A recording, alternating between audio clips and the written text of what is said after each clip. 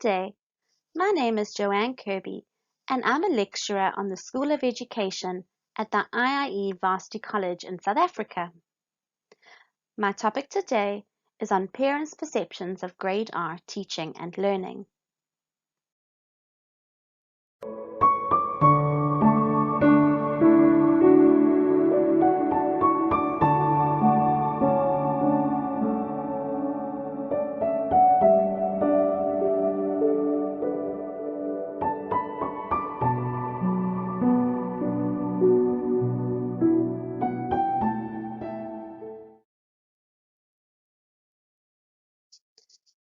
The Grade R year in South Africa is the year before formal schooling begins.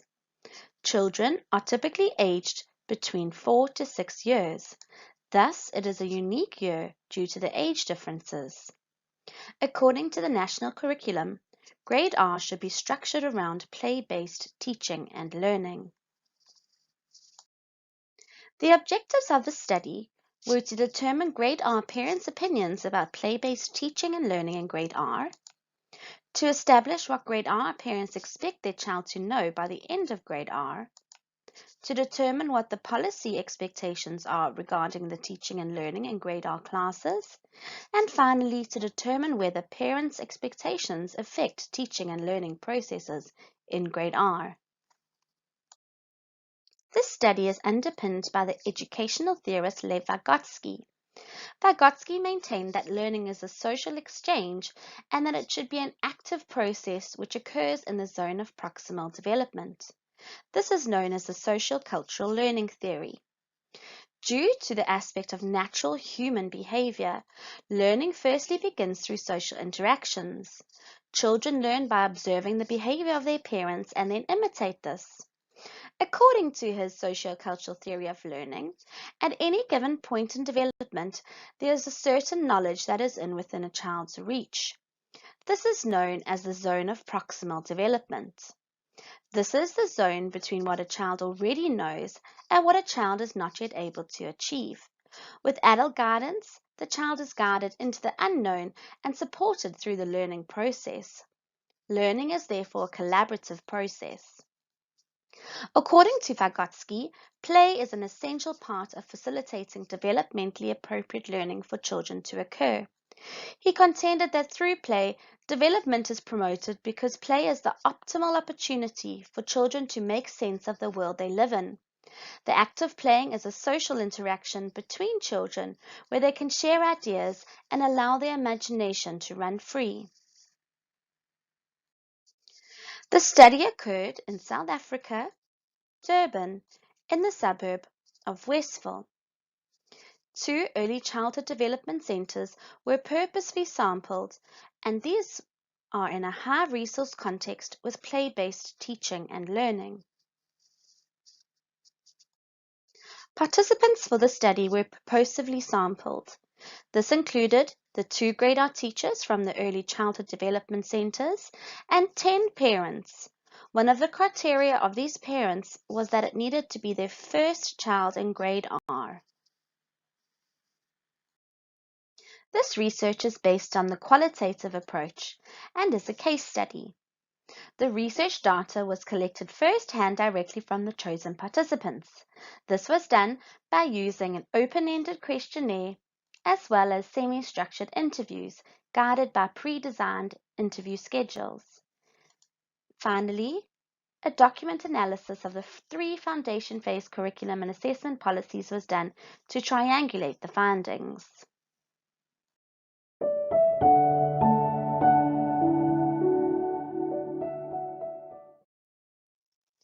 The key findings from the teacher interviews were that teachers had parents who expected a watered-down Grade 1 with a formal teaching and learning strategy. Teachers also felt overwhelmed and stressed due to the parents and these unrealistic demands. These pushy parents did not attend parents' evenings where appropriate teaching and learning strategies are discussed. Teachers also experienced the negative emotional impact this had on the child. The document analysis of the Grade R curriculum and assessment policy statements revealed the following. The Grade R curriculum promotes a play-based teaching and learning approach. The outcomes are age-appropriate and they focus on the skills and outcomes that meet international standards.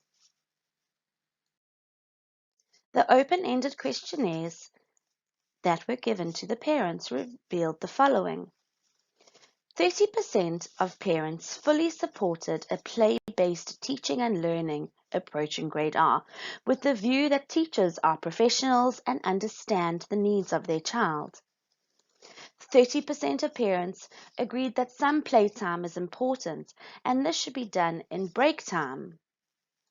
40% of the participants completely disagreed with any play during the day and had the view that teaching and learning should be a formal approach in this Grade R year.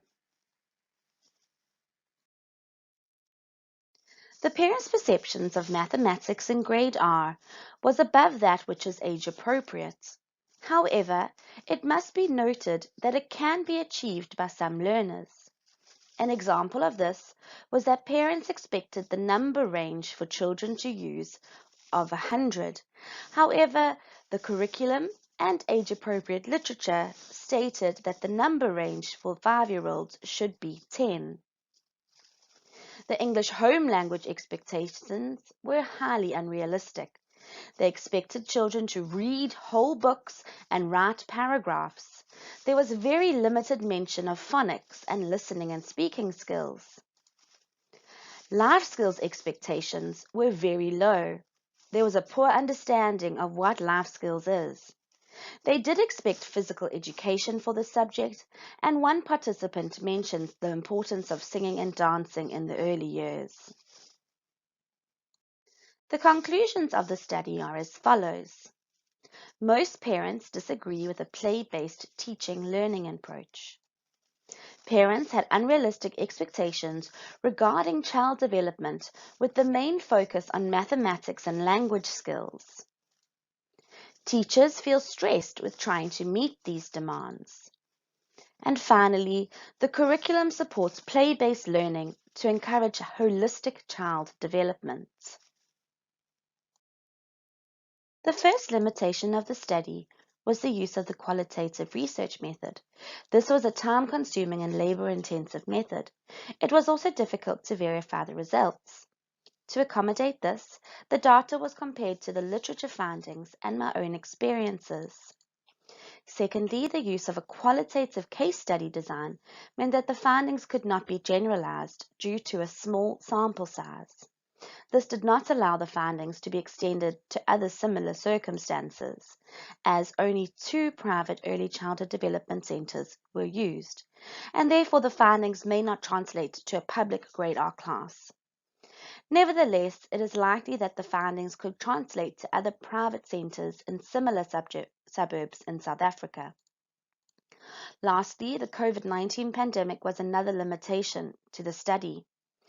COVID-19 resulted in researchers needing to adapt traditional data collection methods as face-to-face meetings were limited. Further, due to the extremely contagious nature of the virus and the lockdown period in South Africa, the researcher was unable to make any physical contact with the participants. This was overcome by using email, telephonic communication, and online data collection methods, which proved very successful.